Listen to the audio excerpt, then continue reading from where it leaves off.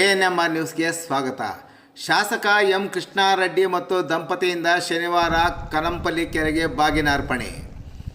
ಚಿಂತಾಮಣಿ ನಗರಕ್ಕೆ ಕುಡಿಯುವ ನೀರು ಒದಗಿಸುವ ಕನಂಪಲ್ಲಿ ಕೆರೆ ಗುರುವಾರ ಸಂಜೆಯ ವೇಳೆಗೆ ಕೋಡಿ ಹರಿದಿದ್ದು, ಕ್ಷೇತ್ರದ ಶಾಸಕರಾದ ಎಂ ಕೃಷ್ಣಾರೆಡ್ಡಿ ಮತ್ತು ದಂಪತಿಯವರಿಂದ ನವೆಂಬರ್ 28ರಂದು ಶನಿವಾರದಂದು ಬೆಳಗ್ಗೆ 8 ರಿಂದ 9:30 ಗಂಟೆಯೊಳಗೆ ಕೆರೆಗೆ ವಿಶೇಷ ಪೂಜೆ ಮತ್ತು ಕೆರೆಗೆ ಬಾಗಿನ ಅರ್ಪಣೆ ಕಾರ್ಯಕ್ರಮವನ್ನು ಆಯೋಜಿಸಿದ್ದು, ಕಾರ್ಯಕ್ರಮದಲ್ಲಿ ನಗರ ಮತ್ತು ತಾಲೂಕಿನ ಜನತೆ ಸಮಯಕ್ಕೆ ಸರಿಯಾಗಿ ಕಾರ್ಯಕ್ರಮದಲ್ಲಿ ಭಾಗವಹಿಸಿ ಕಾರ್ಯಕ್ರಮವನ್ನು ಯಶಸ್ವಿಗೊಳಿಸಬೇಕೆಂದು ಶಾಸಕರ ಆಪ್ತ ಸಹಾಯಕರಾದ ವೇಣುಗೋಪಾಲ್ರವರು ಪ್ರಕಟಣೆಯಲ್ಲಿ ಕೋರಿದ್ದಾರೆ.